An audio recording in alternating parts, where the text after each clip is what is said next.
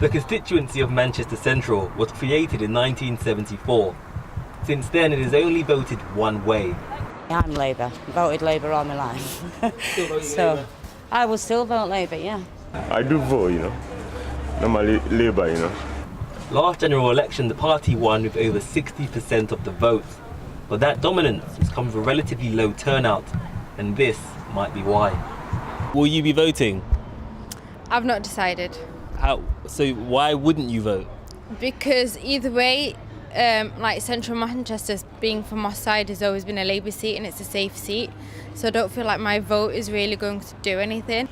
I feel like there's too much politics happening at the moment, really. But I'm a Labour voter anyway. Despite of Corbyn, I'm a voter Labour. But it's the fourth major electoral event in 4 years, creating a kind of political fatigue. We're just getting fed up with it all. Got the local elections coming up for the mayor. We had the Brexit last year. Just getting fed up with it all. I'm bored about it. It's the same old rigmarole. They promise us this, they promise us that, and they never, ever, ever stick to the word. If there is a fatigue with politics, might this impact the turnout on June the 8th? And if so, how do politicians get their message beyond their supporters? Do you think that for young people like yourself, televised debates would help them to engage in some of the issues? Yeah, absolutely, yeah. In this barbershop, the red-blue divide isn't usually drawn along the lines of politics. Not really, I don't allow them. This is sports place. We sports guys, so we don't fancy politics.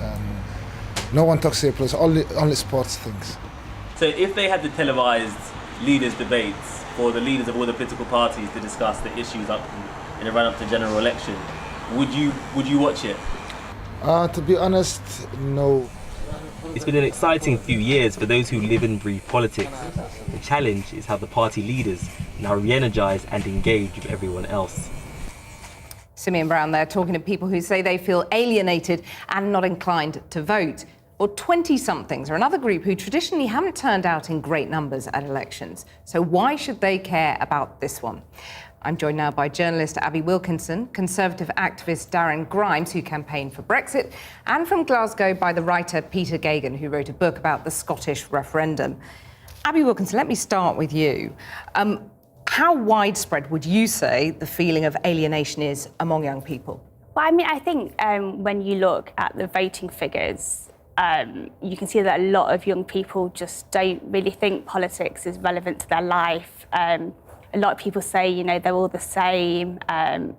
What's the point? It's not going to change anything. Why should I pay attention? It's nothing to do with me. I think I'm sort of weird for my age group, particularly when I was even younger, to be paying attention to electoral politics. So really. most normal people don't. But Darren Grimes, are you weird too? Or, you were putting the positive case for Brexit, but do you think more young people than we think are actually enthused? I think actually they are, and I think it's the debate at the moment has become a bit stale. People are talking, rerunning the referendum campaign. What we need to do now is talk about the opportunities, bring everyone together and talk about what opportunities young people will have post-Brexit, whether that be immigration and exploring new markets around the world. There are so many opportunities that we need to start talking about, and I think that's why this general election is an important one and one which can enthuse young people around the country.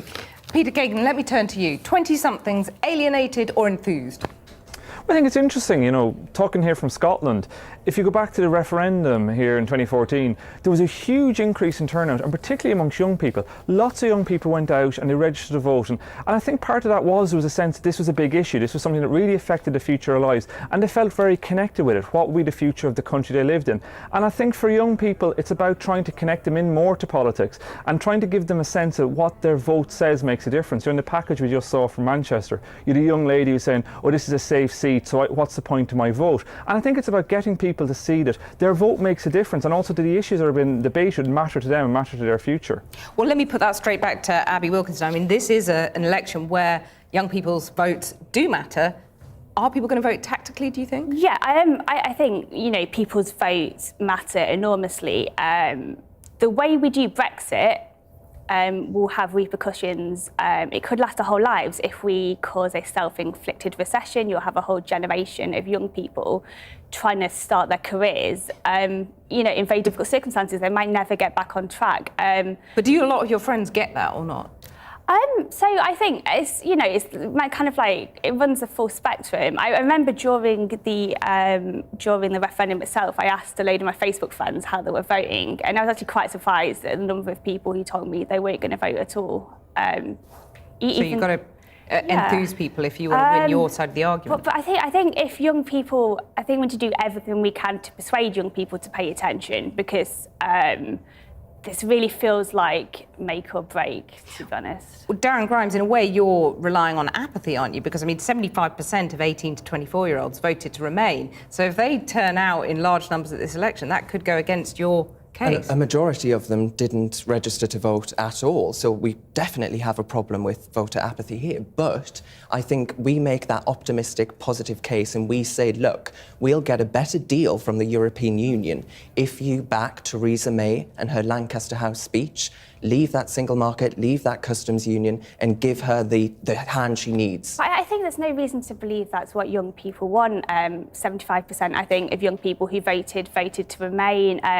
The kind of problems that you're relying on voters, caring about voters wanting to reduce immigration. Most young people are happy with immigration. They went to school with migrants, some of them are second-generation migrants. And I think, I was going to say, I think the idea that Theresa May is going to get the sort of deal that's best for young people when they're caring about things like housing, job security is fairly hard to believe when you've got Tories filibustering a bill to protect the employment rights we currently have in the EU, for example. So this might not be just about Brexit, this election. We have record employment and the opportunities, like I say, that we can explore in new markets around the world. That should be put forward to young people, and that's what will enthuse them. Housing white paper is on the way as well, and they're all things that Theresa May can deliver because we have a strong economy and an economy which jobs and businesses can prosper What does exploring new markets mean to the average young person? I mean, never mind we're leaving